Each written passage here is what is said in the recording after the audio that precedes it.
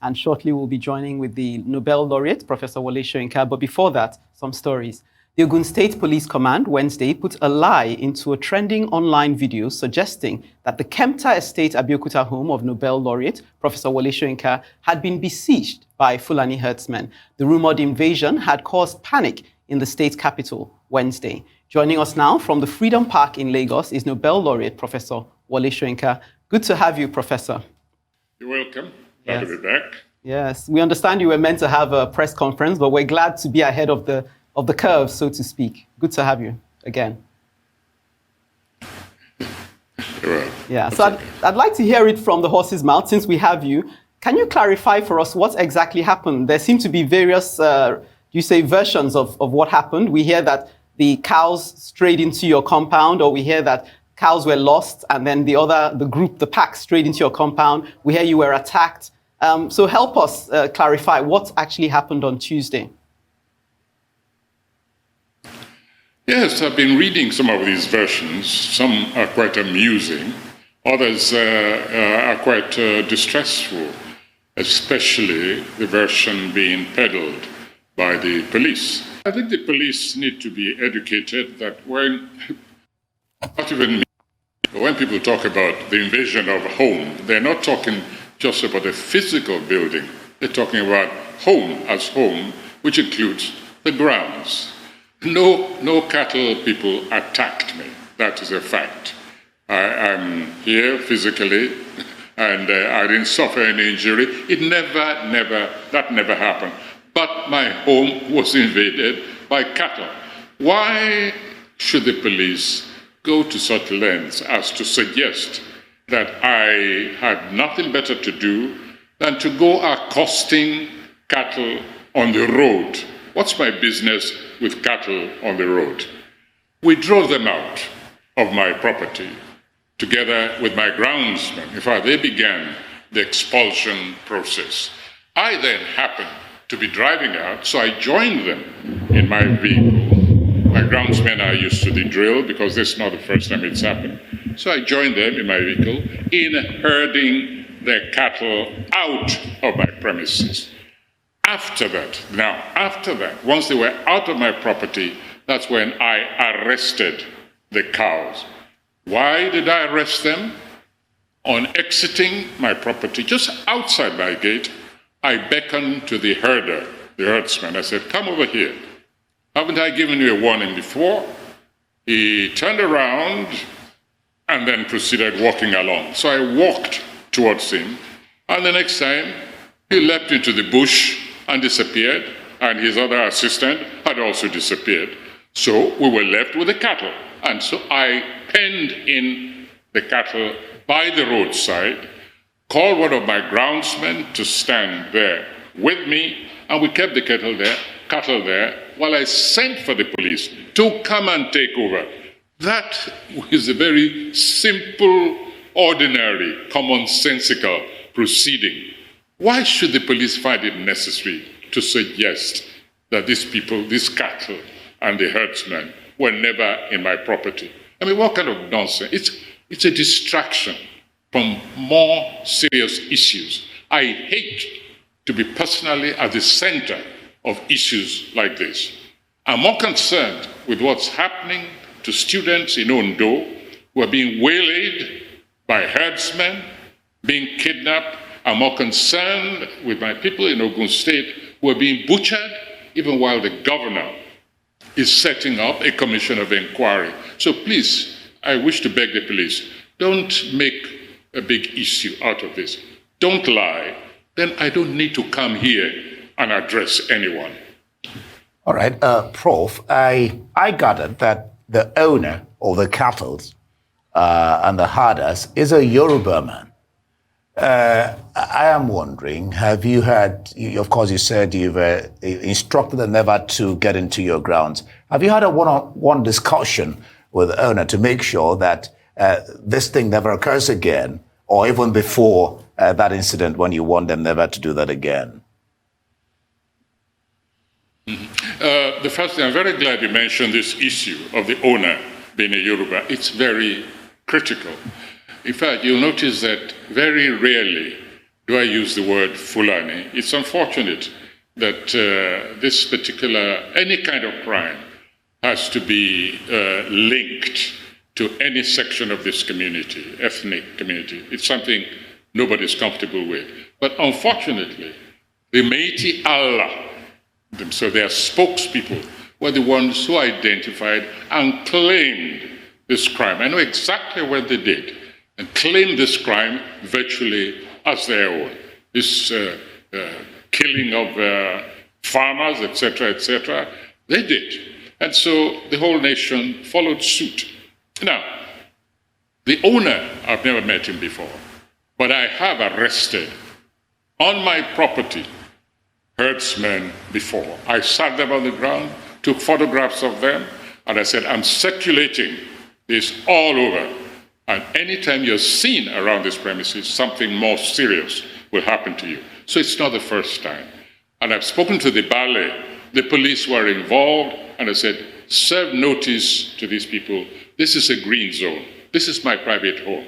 They should not come here and drive a motorway, a cattleway through my property. If it happens again, there will be serious consequences. Okay. So all right. this thing. Hate to interrupt your flow of thought, Professor Soyinka, but we have to go on a quick break and be right back to talk with you some more.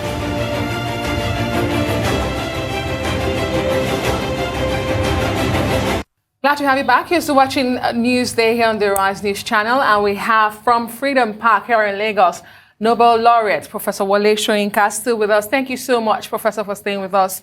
Before that break, you were talking about the profiling of the Fulani tribe and herders and how we must disabuse this. But let me tie that into ethnic nationalism that we seemingly seem to have at the moment. Have we had it this bad? Is this a true reflection of Nigeria, or is this a ploy by leaders to divide the country? And how can political leaders show leadership going forward? Well, the first thing is to identify something which we call criminality. In other words, cattle breeding itself is not criminal. It's when you encroach on other people's rights, even to the extent of displacing them, humiliating them, dehumanizing them, raping their women, and killing them. That's when it becomes a crime against humanity and must be dealt with very firmly. But even in dealing with it, we must always take care to separate the wheat, the chaff, from the grain from the chaff. That's what I want to say. The grain from the chaff. We all know, we all live with, we all have Fulani friends, colleagues, and it's our responsibility to continue to stress that it's not the entire people called Fulani who are guilty of these crimes, but the leadership of Métis Allah, I've said again and again, is 90% responsible for the condition in which we find ourselves. He shares that responsibility, of course, with the head of state. But by coming out, and I'm going back a few years ago, when the leadership was so boastful, after hundreds had been killed in the north, by clearly identify herdsmen, to say that we Fulani, we own this place. We own this Borno area.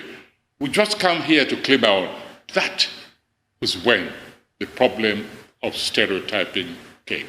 And we've got to make leaders like that swallow, take back their words, apologize to the nation, and even be subjected to some form of restitution to the whole nation. Not the kind of restitution, cockeyed, upside-down restitution being proposed by this Gumi who says, I just read the report yesterday, that these herdsmen, these bandits should be compensated. What kind of rubbish is that? No, we're saying those who've offended this nation must begin the process by apologizing and even offering some kind of restitution to persuade the rest of us that they want to come back into the community of equal beings, entitled to the same privileges, responsible for their own lives, in fact, accepting their own responsibilities, accepting responsibilities for their kind, obeying the laws, the Constitution. That's the only way towards peace. Oh, okay, Professor. Just want to straddle a bit between what my colleague just said. It would seem that what happened to you is evidence of how combustible the nation is at the moment. We had a group threatening that if anything had happened to you, that President Buhari would be the last president of Nigeria. So in the light of that, and a recent interview you did suggested that we were on the verge of a civil war if the matter wasn't addressed properly. So in the light of that, and maybe considering what Sheikh Guni has suggested, which you seem to have dismissed, do you not think that there is room for a carrot and stick approach rather than a one shoe fits all? We are in a situation of stick and carrot. In other words, those who offend must be punished. They must be held culpable for their activities. On the other hand, those who have been violated, those who have been offended, must be persuaded that these are reformed people. In other words, demonstrably so, not simply talk, simply saying, oh yes, we're okay now. No, there are certain crimes already committed which have got to be dealt with. Now, I've said this before, and I wish to repeat this. Buhari does not appreciate the situation. He doesn't understand. I see no evidence that he understands how grave the situation is. I've said again and again that I don't believe he's in charge, because it's not possible, in my view, for a head of state, a commander-in-chief of the armed forces, to say he's presiding over a nation and things get to this level. Something is critically wrong in the leadership, within the leadership of this nation. And that is where we civilians must come in. We must pick up the slack for our own situation, our own salvation. And this is one of the things we're engaged in. And that's why I resent this becoming individualized. Wole Soyinka is just another individual, just like another farmer, another student. And I want the people to understand this. What happened to me with this incident is just typical of what's happening to millions of people all over the country. And we cannot just sit still and say we're relying on central help when obviously it's not coming. Well, Professor, of course, you and I know what happened in Ondo State recently, where the Mayor Tiala, the initiation of the presidency, got together with another governors of other states in this country, and they held a meeting which was, one would say, quite beneficial and rewarding. On the back of that, the governors of the North, in the North, have come out saying that they support ranching, that open grazing cannot be sustained. What's your sense of that statement? It's late, but it's good. Better late than never. This is a commonsensical approach. Ranching. You want to ranch? Even my property which is being invaded. If you say you want to ranch, is your property available? We'll sit down together, negotiate. You fence it, you're responsible if you allow your cow to go and destroy other people. But I can rent out my land. It's business you want to do, so come and talk to me. So I congratulate the governors for waking up at long last and admitting this very simple, commonsensical approach to modern ranching. And I wish to appeal also, this is one of the things which can be done at the center, we should simultaneously now try and resurrect all those coaches, what are the wagons. I grew up with cattle wagons on the train. I grew up with lorries taking cattle from north to south, east to west, etc. We need to resurrect all those facilities. But in the meantime, don't say that because the facilities have been allowed to go into the decrepitude, therefore you have to kill people to prove a point. But simultaneously, as I said, we've also got to put in the infrastructure to enable those who want to pursue this trade to be able to do so meaningfully and practically. That's the best we can do. In the meantime, however, we've got to sensitize the nation. And this is what I'm involved in. I will be proposing one or two measures to involve the entire nation as kind of symbolic gesture of solidarity with all those who have lost their lives because of this cockeyed, this skewed approach to business, and also to summon all governments at the center, the state, local government, and civic organizations to rally around and create a permanent solution to this dilemma.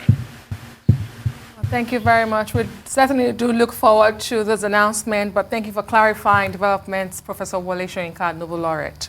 Thank you, sir.